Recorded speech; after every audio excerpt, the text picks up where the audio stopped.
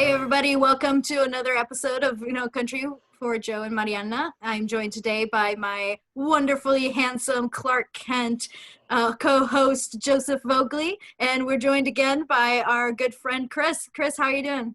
Not too bad. Joe? I'm doing wonderful, and you did such a great job of that opening there, Mariana Chipoletta. Yeah. Hey everybody, I'm so glad to see you here. Thank you for joining us. We have another great episode that we wanted to bring to you. Is essentially we're going to cut past all the BS. We're going to cut past all of our general information where we're talking about the news and everything like that. We are joined by the very eloquent, very delightfully I don't know how, I mean, such delightfully angelic words that I can say about Christopher Steele, our sweet Southern belle of the ball. He is a very knowledgeable person when it comes to certain things. What those things are, I'm not quite sure. But he is very good at telling ghost stories, and that's why he joined us again for this another installment of Ghost Stories Part 2 with Joe and Mariana. So let's get our marshmallows and our graham crackers and our chocolates together, and let's get around that campfire, and let's start talking about some ghosts. So Mariana, start us out. What is some of your favorite things about the supernatural? What is some of you're kind of like, you're from the boot over there in Europe, right? You're from Italy, as it were. You love the spaghettis. You love the wine. You love all those wonderful cultural things that come from over there. Exactly. Forget about it. That's that's what Mariana is all about.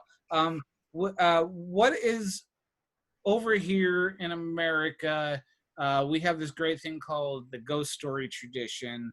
What is your kind of feeling about that ghost story? We have Ichabod Crane, Washington Irving, things of that nature. We love sitting around the fire. Have you heard any great ghost stories or urban legends of America that really touch you in your heart that you love to listen to and think about? I do, actually, and it comes from an Algonquin folklore. It's the Wendigo. The spirit is basically possesses people. It's known to possess people when they are so hungry that they have no other choice other than cannibalism, or possess people and make them become monstrous when their life is influenced in some way by an act of murder or greed. And it's one of my favorites and it's actually right behind me. And that's just one rendition of it. There's so many different ways that people have portrayed the Wendigo, because again, it can possess anybody, right? So you get corrupted by greed and weakened by even just like conditions and around you. It's just like becomes an intent, and there's actually a psychosis that's been named for it, and it's when you crave human flesh or excessively want to cannibalize people. It was actually the inspiration for the evil, ugly, yellow gray-eyed creature in Stephen King's novel Pet Sematary. So it very much has influenced that. And in pop culture, it has also, in 1973, the Wendigo battles the Incredible Hulk. And then again in 1974, when Wolverine first made his appearance in the Incredible Hulk. So it's just one of those creatures that, like, I'm a huge Hulk fan, so I have all of these Hulk comics, and that's where I first learned about the Wendigo, and then went on to do my own research after that. But it's one of those things that's like, I've never experienced, but I think it's like one of the coolest stories out there.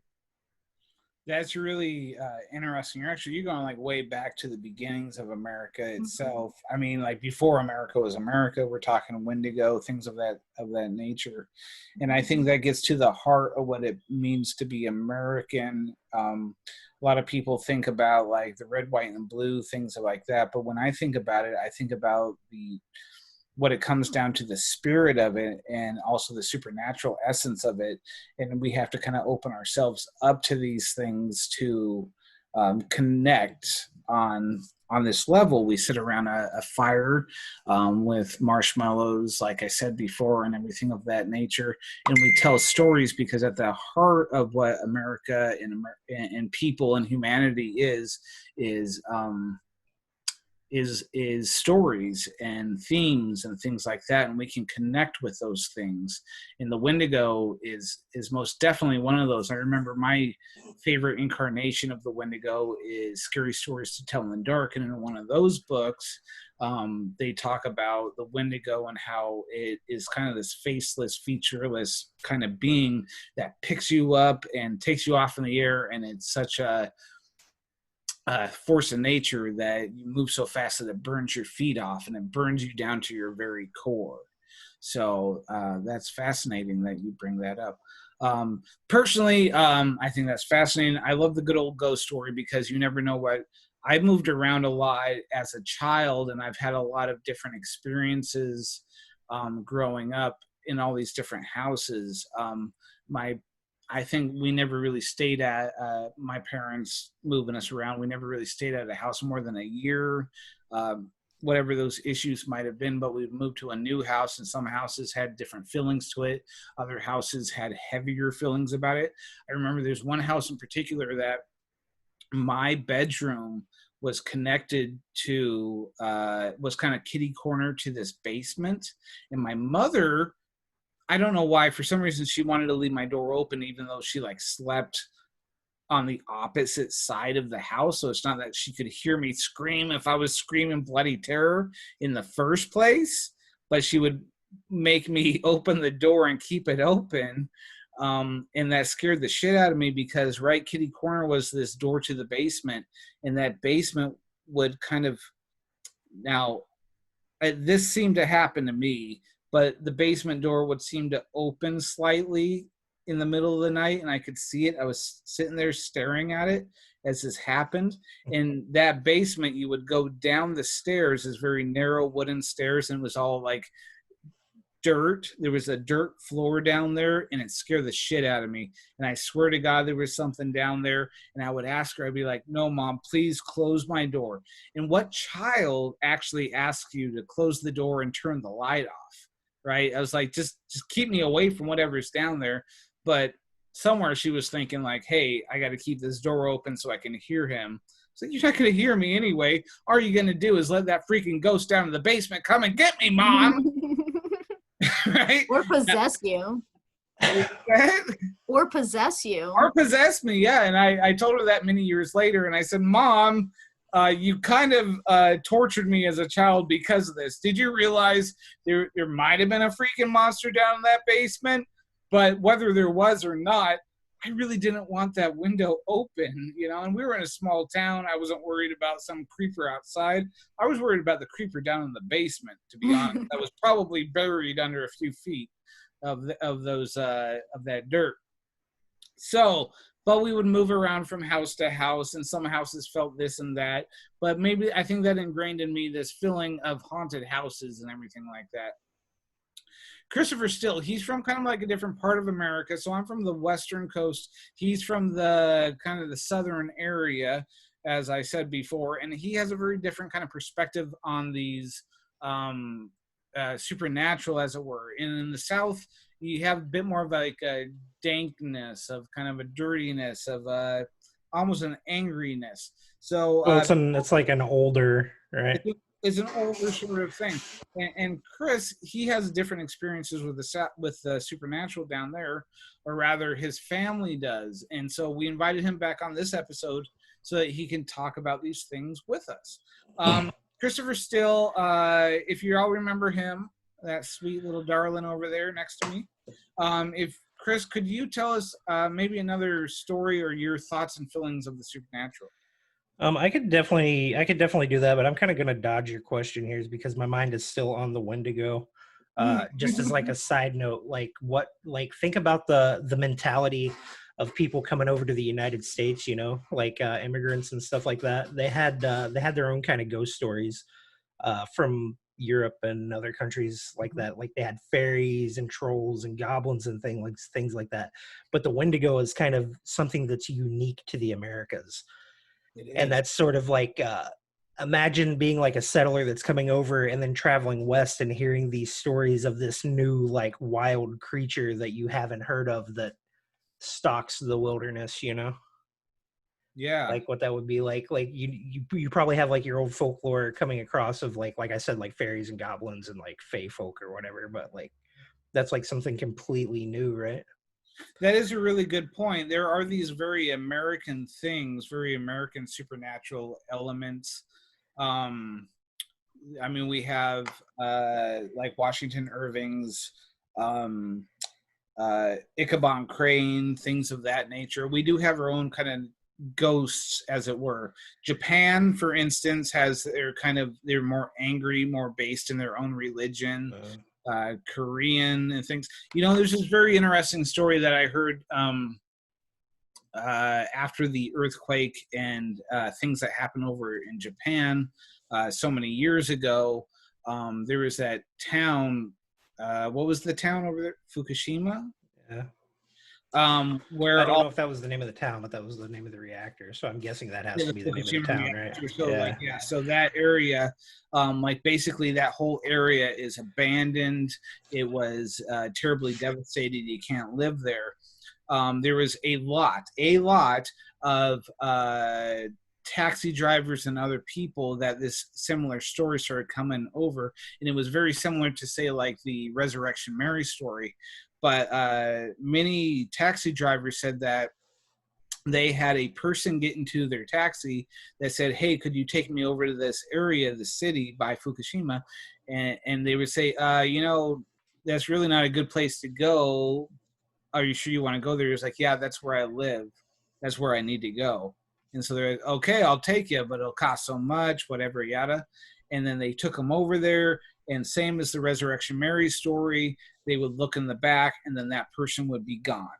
And this happened literally, like, I don't know, dozens, if not hundreds of times. So there is this thing that happens in great tragedies where it's hard to explain away, so we kind of don't explain anything. Over here, the Resurrection Mary story is very rich and popular. It's been around since the 1800s. Somebody's going home. They pick up a young woman on the side of the road, and she's very beautiful in a white dress, and she's very despondent. And she says, "I need to go to this place. This is where my home is."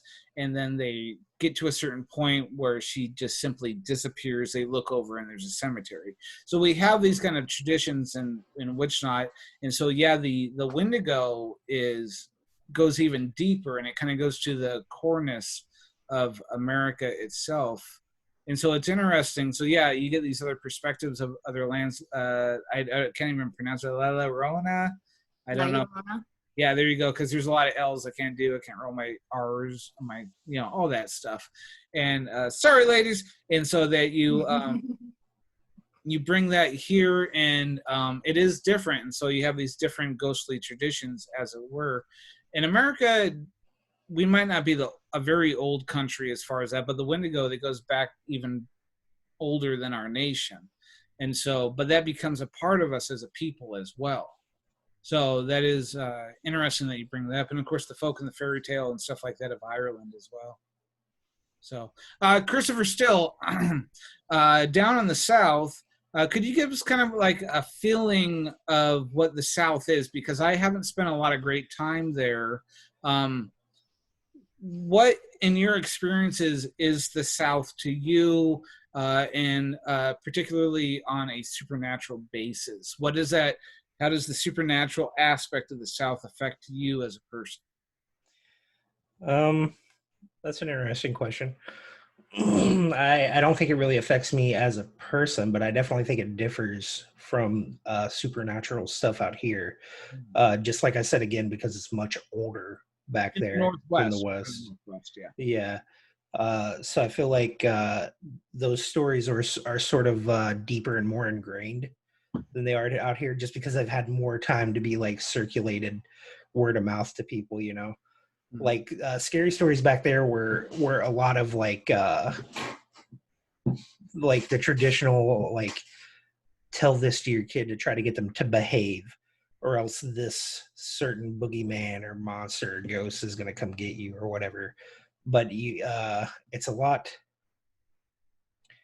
I don't know. Fear, even being afraid back east, kind of feels different than out here because it's much slower there.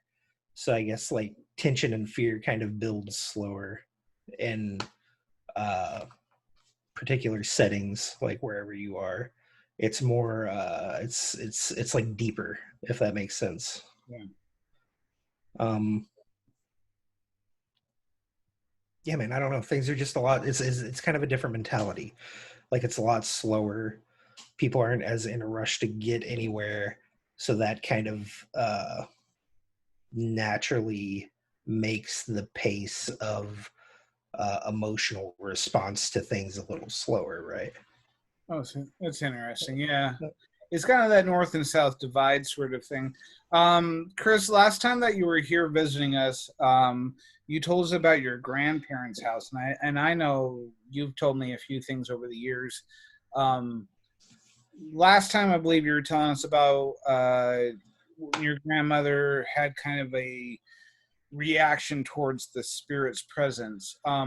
Is there any other stories that you can tell us personally, family wise, about that house? Because I know that that house is still a part of your family, and so it's kind Yeah. of part of your family story. And I think that's kind of important. So, could you tell us anything more? Is there any other stories you could tell us? There's a bunch of different stories, and they've all been told so many times that they kind of weave in together. Mhm. So sometimes it's kind of hard to differentiate one story from another.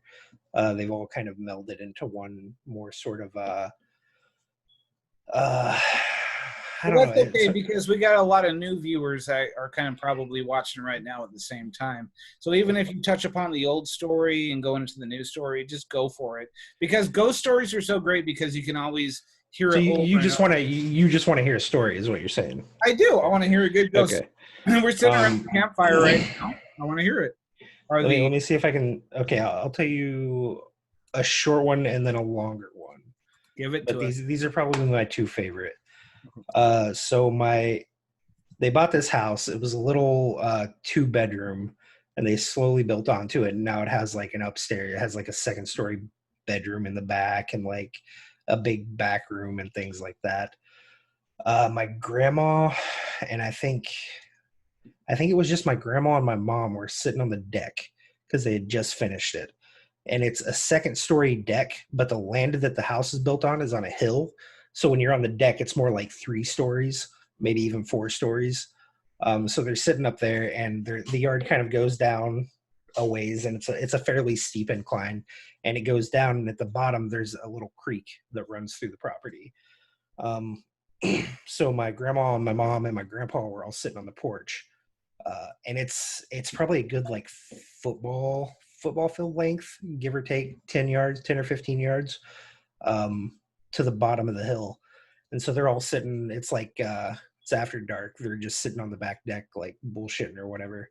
And my I can't remember who saw somebody saw something down at the bottom of the creek. One of the 3 people that were there, and they couldn't figure out what it was. They figured it was a bear or something because it looked fairly large. It looked like it was walking on all fours.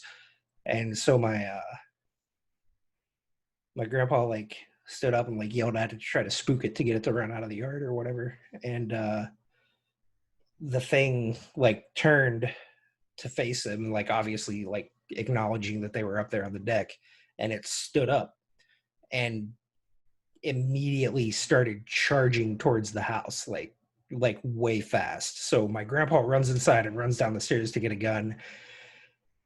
He While he's in there, my mom and my grandma are still up on the porch. They said it got up to the porch, and when it stood up, it got its hands onto the top of the deck, and they backed up against the wall. And then by the time my grandpa had got up there, the thing had already taken off, and they never figured out what that was. So that's a short one. Crazy. My favorite, yeah, they still don't know what it was, but they said it definitely got its hands up onto the deck, which is like 2 or 3 stories, and that's it couldn't have been a bear. That's way too tall for a bear. And they do have bear there, but it's mostly black bear, and those are smaller. My favorite is probably my mom. This was like when my mom was like probably 6 or 7, if I had to guess. They had bunk beds in the back room, which is now the library. My mom and my aunt are asleep in the bunk beds. My aunt's on the top, mom's on the bottom. My grandma and my aunt are in the kitchen playing cards. My grandpa's out to pick up the papers, like I said in the last time they used to pass papers or whatever. So they're sitting there playing cards, waiting for him to call. And I think it was my mom came out, and she said, my mom saying to my grandmother said, "Mom, there's somebody at the window. They want me to come outside and play." And she's like, "Oh, you're just having a dream or whatever." Takes her back to bed, puts her back to sleep. She comes out like 10 minutes later. "Mom, there's somebody outside. They want me to come out and play." And she's like, "Go back to bed. If you come out again, you're going to be in trouble, you know?" When she comes out the third time, she's like, "Mom, they really want me to come outside and play." And this window was probably like, at the time, it was probably, the bottom of the window was probably like 5 feet off the ground, 6 feet. So my grandma takes my mom back in to put her into bed for the last time. When she gets into the room, she hears like a slam on the window. And so my aunt and my grandma both grab guns because it's Kentucky, obviously. And they both leave the house and circle around the house opposite ways to like try to catch whoever it is. And when they get out there, they hear something running off through the woods. And there's like very clearly like a handprint like in the middle of the window of somebody like smacked the window. That was crazy. Yeah. Creepy. And my mom like very, very clearly remembers it. And she said it used to happen all the time, and she called them the knockety knocks or something like that because it would always be like knocking on the windows. Yeah. That's creepy. Mariana Chipoletta. Yes, Joseph. I have a quick question. Is there anything, we were talking earlier about like traditions of ghost stories and things of that nature from other countries and whatnot, and I can't think of anything in particular that's very uniquely one country. I mean, we talked about Japan and Korea, America, other places in Europe, but in Italy, is there anything that you've heard that's specifically very Italian as far as a supernatural sort of haunted sort of thing, if you know what I mean? Unfortunately, no. I'm sure there's stories out there. But like I said, my family isn't super superstitious. So it was just never a part of growing up to tell those stories. And it wasn't really until I came to the States that I started even knowing about ghosts and ghost stories. But that's a really interesting topic. I actually would be kind of interested in looking into that.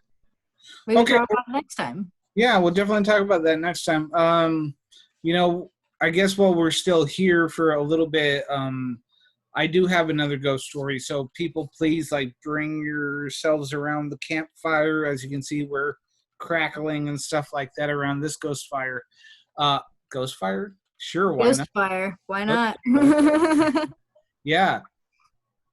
So there was this one time I was over at my dad's house. He lived in Covington, Washington, and he was away with at night with my stepmother, and I was with my stepbrothers and my regular brother and my regular brother's wife. And I was younger. I was 16, 17, 16, I think. And my dad and Robin, my stepmother, they used to like lock the door upstairs. And so so there's the downstairs, the living room, the kitchen, yada yada. Then you go up the stairs, and there's 2 bedrooms upstairs. There's a small room to the left, and then there's the big room to the right. And he would lock the big room, which would cover a majority of what was above you, right? And so you couldn't get into that room at all because he had the only key, and he would just lock that just to keep his privacy and yada yada. And my family has, and my dad's side has always been slightly superstitious in times, but also believers of the supernatural. And so my father is very much a person that believes certain things about the afterlife, and he would say that he could pick up on certain things up there. Maybe this influenced me, maybe, I don't know. But what happened was that he would lock that bedroom, and you couldn't get in that bedroom. So I was downstairs with everybody that I had previously mentioned. We were watching TV, and then suddenly we heard something run back and forth up in that room. There's no way anybody could get into that room. There was nobody in that room. It was locked. And we were sitting there thinking, like, what the heck is that? And we'd wait a few minutes. We'd go back to watching whatever we were doing. And then suddenly we'd hear these thump, thump, thump, thump, thump, thump, thump, as though like a man was running back and forth up in there. Now, the thing is, my dad believed that there was a tall man that was not a good presence, that was kind of in that bedroom. I never actually went in that bedroom myself. That was his bedroom. And he said that there was a small boy in the small room across the way. I had been in that room, but he said there was something about this large man, bad presence, that kept that boy there. That was his impression of things. I don't know. Sometimes you walk into a house and you kind of get these natural feelings. I have been in certain houses where I've had these impressions in the back of my mind, yada yada. You explain them away, but you simply have these stories, these things that kind of happen in your mind. You're like, I have this thing. I don't know where that came from. Maybe I'm a storyteller. Maybe that's just one of those things. But my dad, he doesn't write stories. He's a musician, actually. So maybe he tells stories through music. He doesn't tell ghost stories, though. So he told me this kind of thing about, there's a man here, this kid here, that door is locked. We're downstairs all night long, and on many other occasions, we heard a large, loud thumping across the floor up there, going back and forth like a man, just like that. And so that really like upset us. I don't know. Maybe it was a large animal on the roof. I don't know. There have been known to be large things of sorts, possum, something that was running back and forth. How did that affect you living there? I didn't live there, fortunately. Oh, okay. So I would visit there every couple of weeks. And so every time I did go there, I did have that thing in the back of my mind where I wasn't scared per se, but I wasn't comfortable at the same time, because there was something there that I didn't understand. And so that it definitely affected me, where when I was at home, there was nothing there. When I went there, I was expecting, not knowing what was going on, and thinking this house could very well be haunted. I don't know. It's very odd. I've been in a few houses here and there over the years where I truly felt that there was something else going on. Whatever that thing was, I don't know. I was at my brother's house one time he was separated from his wife at that point, and with this other girlfriend at this other point. And there's some very, very, very odd things that happened at that other house. But that would be for another episode of this. So at my dad's house, though, I definitely felt this presence upstairs. And when my dad said something about a man up there and a little boy, I definitely had that sense in that room of a younger feeling spirit and something that was behind the other door in the other room. if that makes sense. I mean, you can make fun of me for being a supernatural person, whichever, whatever. I don't care. But those are my experiences, my feelings. Because every time that you walk into a house, you definitely get a feeling. Like the house that I live in now, when I walked into it, the first time I thought, this is the house I want to buy. I feel very comfortable here. Not all houses are like that. Some houses, I mean, I think everybody can attest to that. Some houses you're like, I don't like it here. I don't want to be here. So it's my story, as it were. Christopher Steele, could you close this out? Could you do like tell us one more story about that house? I know you got something else brewing on there about those old Southern ghost stories. There is. So I think there's multiple. If you want to say like spirits or ghosts or whatever that inhabit that house, I think there are multiples, because there's a lady in a. This isn't so much like scary, but it's just kind of like odd. There's a lady in a white dress that would walk around the house. But the thing that's odd, and which has kind of like made me question what I believe ghosts to be and to not be,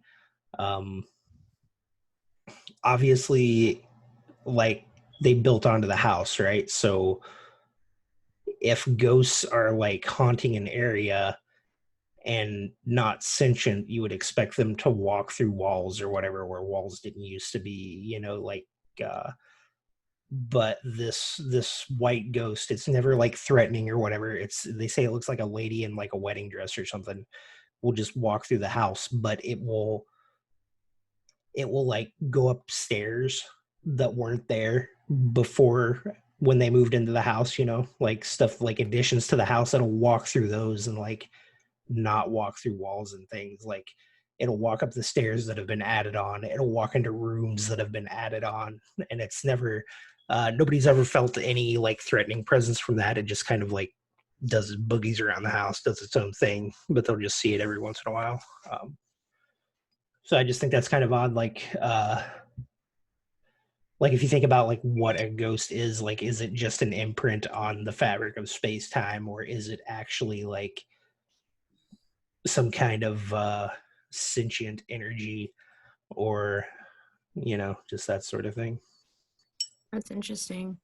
uh, I never really like thought about the fact that ghosts can walk through walls, but why is that? And that theory actually makes sense. We got to think about that too. Is there's different. I've always thought, and I've read in many other places, there's different types of ghosts. We have this energy that kind of imprint on things. So, like, say that I am a person, but someone that did the same routine over and over in their life. They were a housemaid that always went and did the dishes here and then walked outside and dropped that dishwater off. And it was the early 1900s. And they did that every day for many, many, many years. It was the same routine. So that could leave this emotional imprint of like this person's life. It's just energy, because energy doesn't go away. It simply goes Gets transferred. it transfers. yeah, So but do we classify that as a ghost though, or is that just like an imprint on time? an imprint. Is that just a recording? That's not actually a think, ghost, it's just a recording. I think that's just a recording, but I think there's different things personally, and as far as my research go. So that would be what's considered a fingerprint ghost or an imprint ghost. And so that stays for a little while, maybe a decade or two or three or four, where somebody sees like, okay, this person, or maybe more, but this person is doing this thing over and over and over at certain times of the day. Why is it only happening at certain times of the day? It's like this person always did it at in between 3 to 4 p.m. at this time of the day. And so you see this person doing this thing. Well, now in another way, a house might be filled with an energy because somebody was murdered somewhere, and so it released a lot of energy at the same time. And so you see that released in a different way and in a different fingerprint form. So you hear someone yelling, crying, things of that nature. It only lasts so long. It might last 10 years, 50 years, 100 years, whichever, maybe more.